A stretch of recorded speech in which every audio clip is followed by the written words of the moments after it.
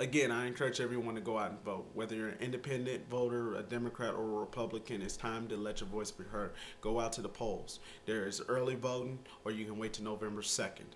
It's time to make a difference in your community by voting. It's important that you do. Now, as always, I present myself as an honest, unapologetic opinion about an issue that faces my community, the government, and of course the corrupt mainstream media.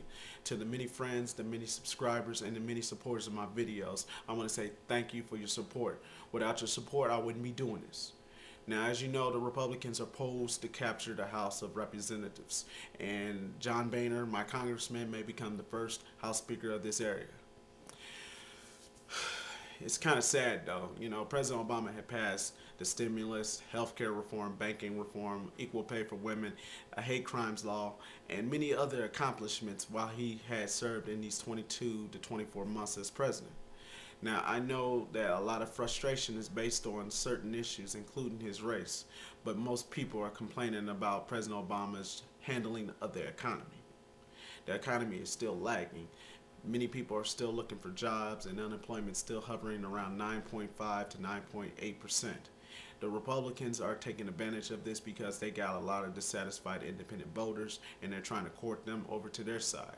Women and minority groups, Latinos, blacks, gays, lesbians, bisexuals, and transgender, and Muslim and Jewish voters. Those are the groups that make the Democratic Party strong. Unfortunately, the women are sliding to the Republicans. The Hispanics, or the Latinos, I'm sorry, and the blacks are sitting it out. The gay, lesbian, bisexual, and transgender are upset with President Obama over the don't ask, don't tell law, and they might sit this out. And many Americans are frustrated with the way Washington is working. You know, this old saying, Washington is broken, that kind of gobbledygook that you hear from some of the commentators on YouTube. I tell you what's broken, our minds. John Stewart and Stephen Colbert hosted the Rally to Restore Sanity this weekend, and it attracted thousands and thousands of people. And lots of people want sanity in the debate. I want sanity in the debate, not the name calling, the red baiting, the race baiting, the red herring arguments, none of these trivial issues over President Obama's handling of things that is in his personal doings, like his family.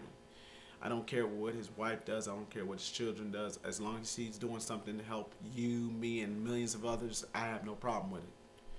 I hear a lot of conservatives still go around with this smear campaign to paint him as a Muslim, or he's the Antichrist, or a socialist. That stuff is why Jon Stewart hosted this rally. Jon Stewart, who may be a liberal-leaning comedian, he tried to make it non-political. He encouraged anyone who wanted sanity in the debate, who is getting frustrated with MSNBC and Fox News and CNN's animated commentators speaking their minds and trying to corrupt this election and making Washington fight with one another. You know, the Republicans are not going to compromise with President Obama. They want to make sure that he becomes a one-term president. Now, you know, that's a little harsh for them because, you know, we wanted Ronald Reagan to be a one-term president. We wanted Bill Clinton to be a one-term president. And it's assured that President Obama will court the black voters once again to vote him into another term, which again, the conservatives think that just because blacks voted for Barack Obama, they thought it was about race. See, extreme comments from conservatives, libertarians, and even some of the liberal commentators who watch my videos have gotten me to think to myself, you know, I sit back and think that if we didn't actually have talk radio or the internet or cable news channels, I would think to myself that we would be a lot more civil. Civil discourse is fine with me, you know. We can disagree, we can talk about issues, but when we go around throwing names around and calling people out of turn, it represents how our society is totally stupid when it comes to race, gender, sexuality, religion, economic and political standings, nationality. It's like this whole group of people who make up probably 15 or 20% of our nation have the loudest voices, and these are the ones who are making the Republican Party become more conservative. There has to be compromise. Even though the Republicans may have been an obstacle in trying to get President Obama's agenda passed, it's best that they work with the president instead of try to work against him, because, you know, independents lean either left or right.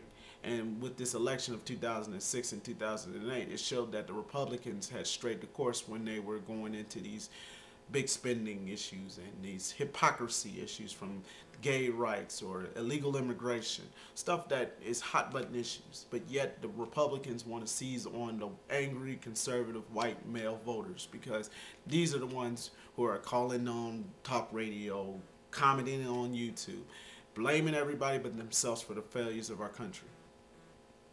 But that's all right. We have the freedom of speech, and we're entitled to say our minds and speak to our hearts and desires. And, you know, that's what it's about. As we get to these elections, I want you to understand, regardless if the Democrats lose or the Republicans lose, I don't care personally, as long as they get this job done by helping solve this economic crisis, end these wars, and try to give people jobs. I'm happy. I'm satisfied with the way President Obama is doing his job. Unfortunately, for thousands of others or millions of others, it's not enough. And whether they're liberal or conservative, if they have no home, no job, no money, no food, no health care, they have a problem with President Obama.